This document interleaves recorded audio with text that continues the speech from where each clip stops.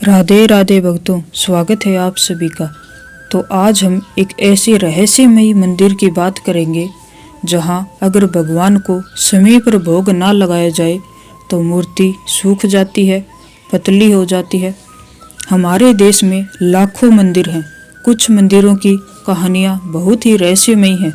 ऐसा ही मंदिर है केरल के थिरुवप्पू में स्थित भगवान श्री कृष्ण का मंदिर।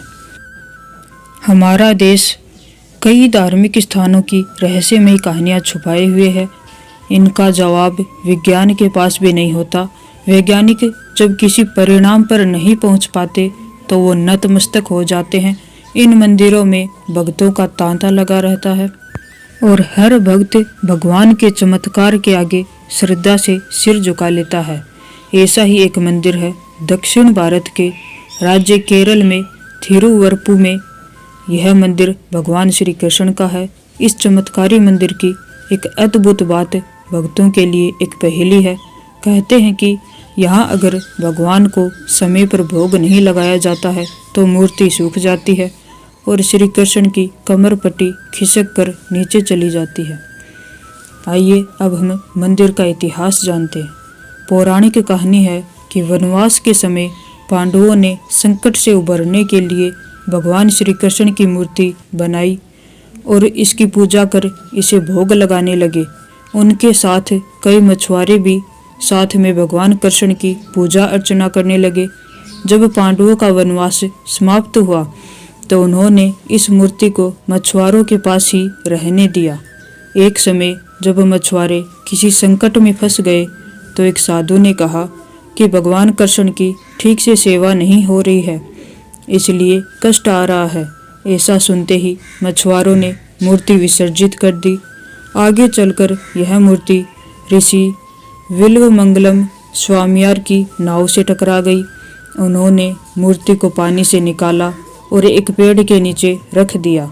जब उन्होंने इस मूर्ति को दोबारा उठाना चाहा तो वह इसे हिला तक नहीं सके। ऋषि विल्वमंगलम स्वामियर भगवान कृष्ण को यहीं पर स्थापित कर दिया। इस मूर्ति में भगवान कृष्ण का भाव उस समय का है जब उन्होंने कंस को मारा था। तब उन्हें बहुत ज़्यादा भूख लगी थी। मान्यता है कि इस मंदिर में भगवान के विग्रह को बहुत भूख लगती है। यहाँ थाली में रखा हुआ प्रसाद धीरे धीरे कम और फिर पूरा ही गायब हो जाता है। कहते हैं स्वयं प्रभु श्री कृष्ण इसको खाते हैं।